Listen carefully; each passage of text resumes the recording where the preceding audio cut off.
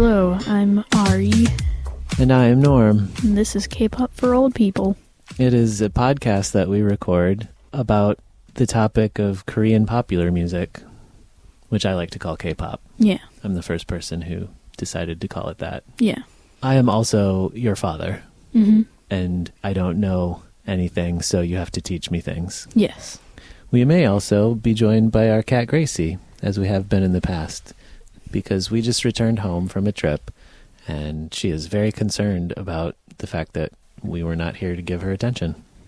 She also just likes to pester us anyways. That's true, even if we haven't left.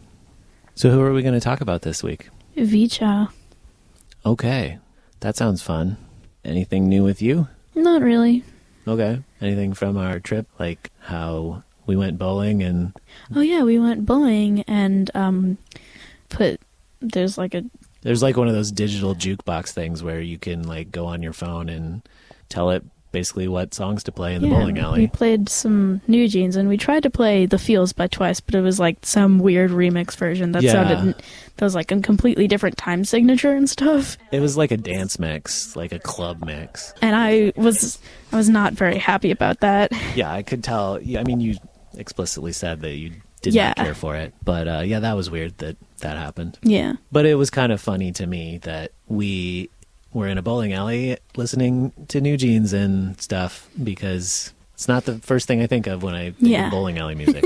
And we went to an arcade and played Dance Dance Revolution, even though they weren't K-pop songs that we were dancing to. We were not very good at it. We were not very good at it. Yeah. But I did feel a little bit like maybe you got a sense of what it feels like for me when you try to teach me K-pop choreography.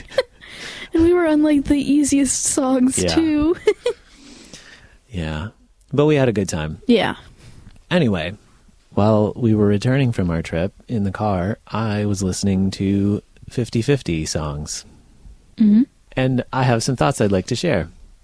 It became apparent to me when I started looking into 50/50 that the main reason that we discussed them at all is because of this whole Cupid thing. Yeah. Because I listened to technically, I guess, 2 songs, but one of them was, well, let me start with, I'll get to Cupid, because that's the big one, right? I'll start with the one I didn't listen to first, actually, which was Higher, their debut song, because I don't have a whole lot to say about it. It's a pretty straightforward song. There's really not that much to it. Yeah. And I think the reason that you recommended I listen to it is probably just because you needed to recommend another song, and that was another song that you were aware of. Yeah, I guess. Because it's really all about Cupid. Yeah. So I did listen to Cupid. In fact, I listened to several different versions of Cupid multiple times. There are so many. There are very many. In fact, when I was on Spotify looking for it, I saw that their most recent release has 11 tracks on it. And in total, 5 of those 11 tracks are versions of Cupid. Mm-hmm. And I get it, because it went viral. So, like, when all you have is a hammer, everything looks like a nail. Mm. I don't know that metaphor applies in this case, but I said it anyway. But yeah, Cupid. So first I listened to the original Korean version. Mm-hmm.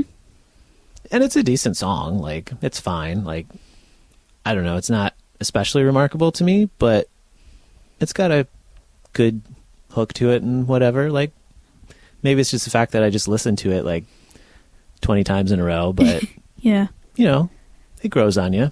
And then I listened to what is called the twin version, which is really just the English version. In fact, on the YouTube video listing, it just calls it the English version. It doesn't call it the twin version. Yeah. And it is pretty much the exact same song with a couple of changes. I think you mentioned the changes last time, which were that it doesn't have the rap and it doesn't have the key change. Now, when I listened to the Korean version first, that key change really hit me hard. I was like, whoa, okay, we're in a different key now. So it's kind of a little bit strange that they didn't do the key change in the English version. My suspicion, if I was a betting person, is that they didn't want to have to re-record the vocals again in another key in English. So they just like kept reusing the same vocals. Maybe. And I'm guessing the rap removal was because they didn't want to translate the rap and have Kina, is it? Rap in English. But I did like compare and contrast where it's the exact same length of the song. They just basically turned what would have been the rap section into like a little instrumental interlude. Yeah. And even the music videos of the English version, because there is one for each, the Korean and the English version, but they're more or less completely identical with the exception of the fact that during the rap section they don't show her rapping. Obviously, that wouldn't make sense. Yeah. But even when they're singing, you can see just by the lip sync of it all that they're still singing the Korean version. Mm. And it's just the English vocals over the top of it. Interesting. And then, of course, I had to listen to the sped up version because apparently that is the one that actually went viral. Yeah. And I guess I wasn't sure what to expect from that, but when I listened to it, it is legit just the twin/English version sped up. Yeah. Like, no other changes applied. And when I say sped up, I mean, like, it's possible to speed up a song without changing the pitch, but this is like old school Alvin and the Chipmunks speeding up, where the pitch of the song, instrumentally and vocally, is proportionally higher in relation to how much they sped it up. Now, to me, it sounds weird because of that. It's not like completely Alvin and the Chipmunksy that high, but it is significantly higher. And I get why you would want it sped up from like a dance perspective, like gives it more energy and all that, but it just sounds weird to me because the vocals are not in a natural timbre. Yeah. But I get why it would be more likely to go viral in that form because of the TikTok of it all. Yeah. And the more I looked into this, I guess this is a thing that people do now. Yeah. It's like, this is like considered a style of music. Other songs, older songs, just sped up. Yeah. And from what I read, record companies like it because it gives songs that maybe have fallen out of the public consciousness another go at it, because they can just like release it again, sped up or slowed down or in some other way, like very minorly changed. The technology to do that is super simple. Like, I could do that on my laptop here in like 2 minutes, pick a song, and I can just like go in my software and say speed it up, and bang, you got a whole new release. Yeah.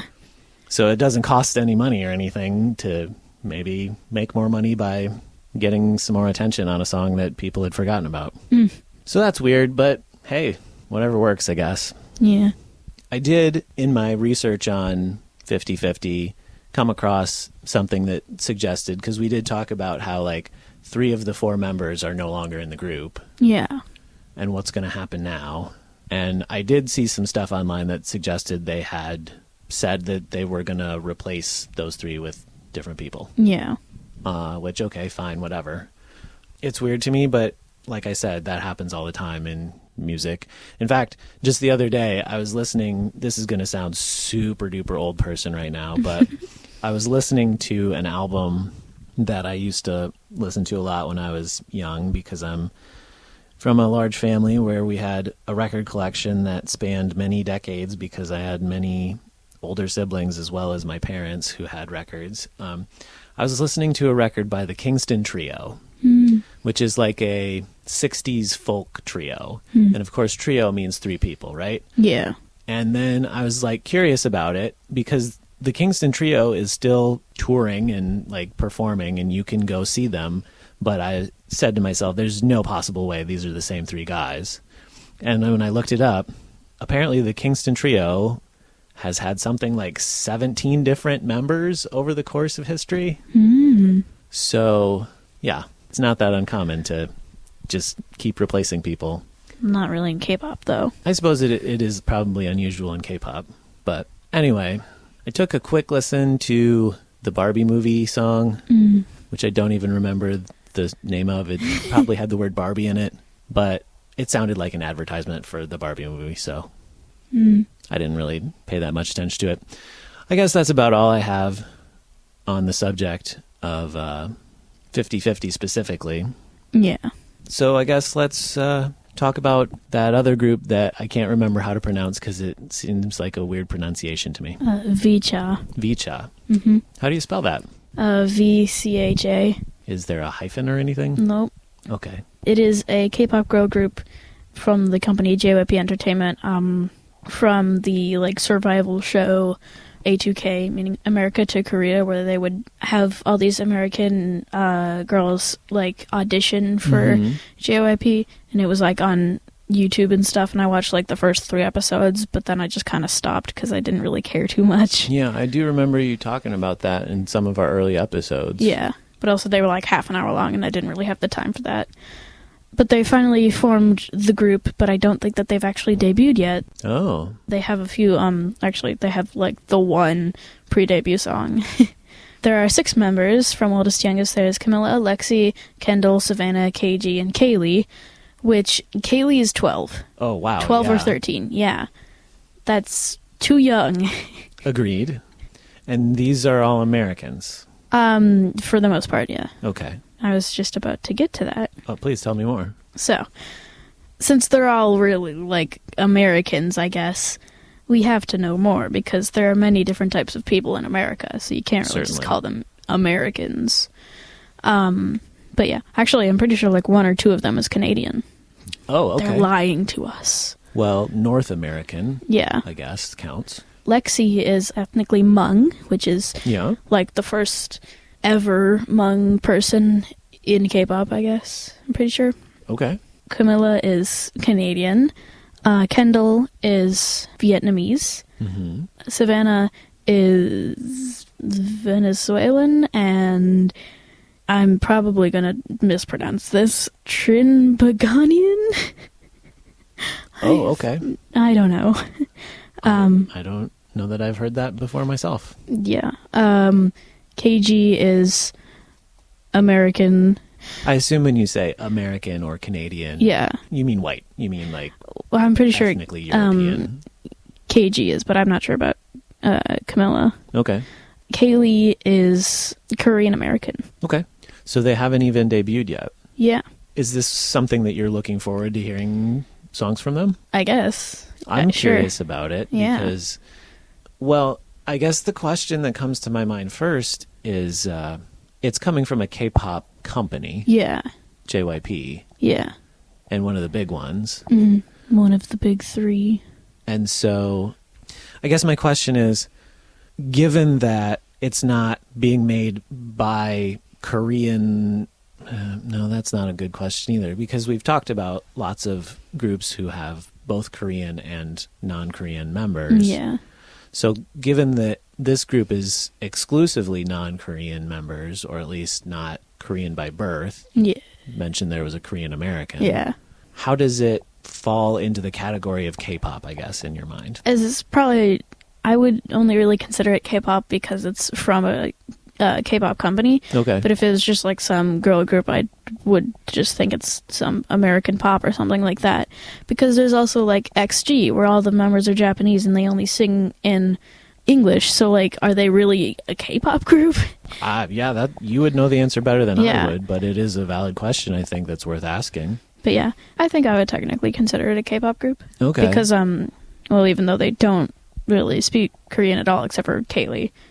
Which another question then is, and I know that we don't know the answer to this one yet, but it would be interesting to see like what the content of the lyrical content of their songs will be, if there will be ones that are in Korean. Yeah.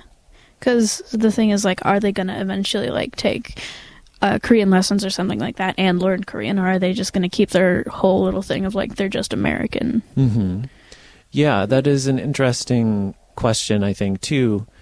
And I know that we've touched on this before, but, like, maybe you can clarify a little to me, because it's still kind of a question in my mind. Like, you've also talked about how there are popular musicians in Korea that aren't K-pop. Yeah. So, like, where do you draw the line there?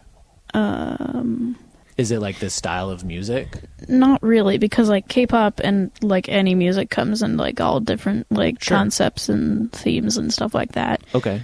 Because, like, I've heard people always talking about how, like, K-pop always sounds the same, but I strongly disagree. Oh, well, I probably would have said that at the start, and now that I've learned more, I disagree as well. I think that's probably just a argument coming out of ignorance. Yeah. But yeah, it sounds to me like K-pop is not a strictly defined genre. Like, people can have opinions on whether it is or it isn't. I guess. Some more information on VCHA is their debut date is still unknown pretty much, but their most recent song and pre-debut song is Universe, but it's Y.O.Universe.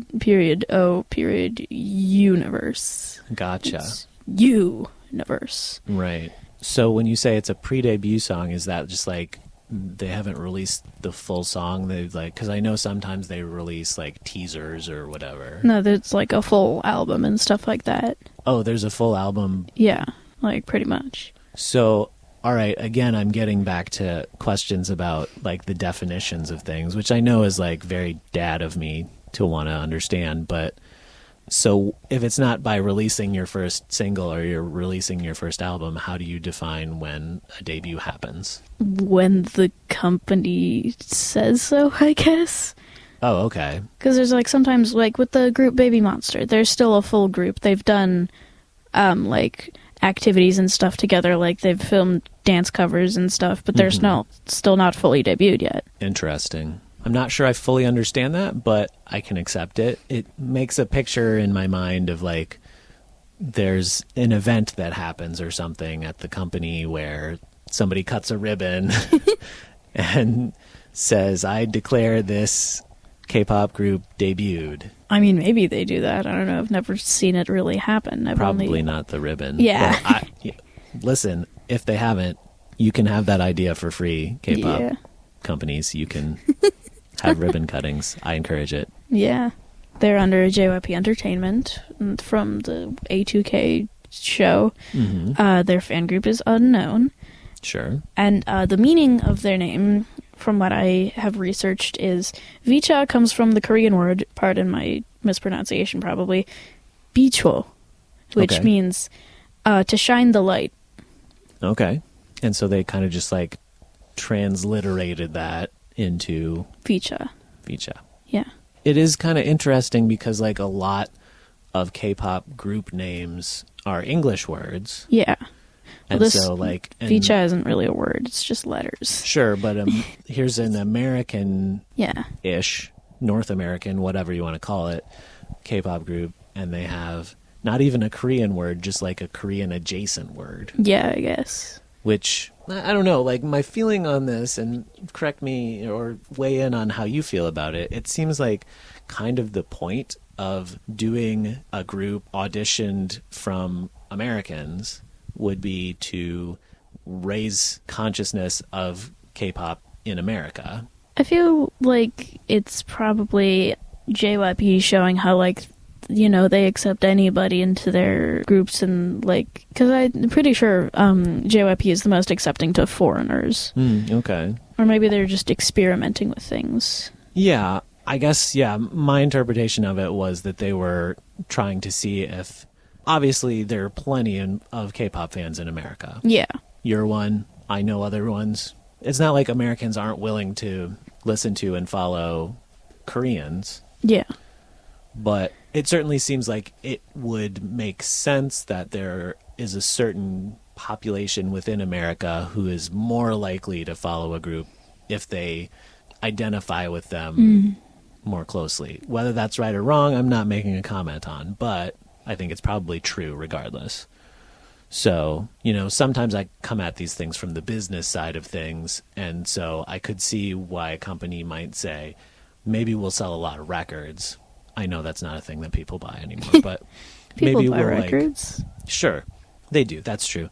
But we'll get a lot of streams. We'll get a lot of online content. Popularity. And tours, of course. Tours are a big thing, too. Yeah. And especially when you can do stuff like, I know that you like to watch YouTube videos about K-pop groups, and a lot of times those are subtitled because people are talking in Korean. Now, if you can have a group who can speak fluent English in an American accent, that's probably going to get more views from an American audience, I would guess. I don't know. Yeah, I guess we'll still have to see. This is kind of one that's interesting because it's like still developing. Yeah. a thing that has been kind of talked about is people earlier were accusing VCHA of, like, copying New Jeans with, like, their new song and whatever. Because, like, for example, people were saying, like, that they were copying them with, like, the stage outfits because this is VCHA in, like, their specific designated colors and stuff. And then this is New Jeans. Oh. But yeah, and there's also, like, a similarity in, like, the... So for the listeners at home, you just showed me a picture of VCHA in which they were all, like, basically wearing primary colored outfits of different colors, like, kind of a rainbow of different colors. They're like, designated colors and whatever. Oh, so, like, they have an assigned color per member. Yeah. That happens kind of often in K-pop, because... This is a picture of VCHA on their album cover. Yeah. And it's similar to a New Jeans photo. Sure. So, like, and then the earlier New Jeans photo, the New Jeans photo that you showed me was also people in primary colors all in a row. Yeah, obviously there's thematic similarities there, but I don't really think, like, having rainbow colors is necessarily unique to any specific group, personally. Yeah, that is... I mean, both those are graphically similar. But also they're, like, pretty common things to do. Agreed. Even though they are somewhat similar. I'm pretty sure many other groups have done that before New Jeans did. Yeah, I would say so, too. And also they just, like, have some sort of a similar concept, but that's not that bad. Yeah, does VCHA have anything beyond just, like, the Americanness of it all as their concept? I mean, that's probably enough of a concept by itself. I feel like in K-pop, if their concept was American, it'd be like cowboys and stuff. Well, I guess, yeah, that is fair. Yeah. But I guess the concept isn't necessarily being American. The concept is being... The concept is kind of like being yourself. You know, don't let people bring you down and things like that. Yeah. But they definitely have a unique angle that's different than at least any other group that I'm aware of. Is this the only group that you're aware of that they recruited exclusively outside of Korea? Well, I'm pretty sure they have, like, the Japanese girl group. Okay, that's fair. Yeah. That, like, was from before. Yeah, you mentioned some of that. Okay, so, like, this is the point at which normally I would ask you, like, what songs I should listen to. But from what I'm hearing, it sounds like there might be just, like, one song that's out that I could even listen to if I wanted to listen to more. Well, you could try looking at their Spotify, because I'm pretty sure there's more than just the one song. Yeah, I will take a look and see what I can find. And we can always revisit this maybe in the future if they release more songs, because I think we're both a little bit curious about it. Yeah. And as far as who we're going to talk about next time, it sounds like maybe we're still figuring that out. So we'll call this a cliffhanger. Yeah. And you'll have to just, like, tune in to the next episode to find out. Mm-hmm. Anyway, we have talked in the past before about doing potentially an episode where we answer questions. So if you have any questions or comments or things you'd like us to react to, please don't hesitate to send them to us. The best way to do that probably is to send us an email at kpopforoldpeople@gmail.com or to leave a comment on a YouTube video. We always welcome those. So I guess that's all I have for today. Mm-hmm. Do you have anything else? Nope. All right. Well, I guess that's it then. I will say thank you to everyone for listening, and we will talk to you next time. Annyeong.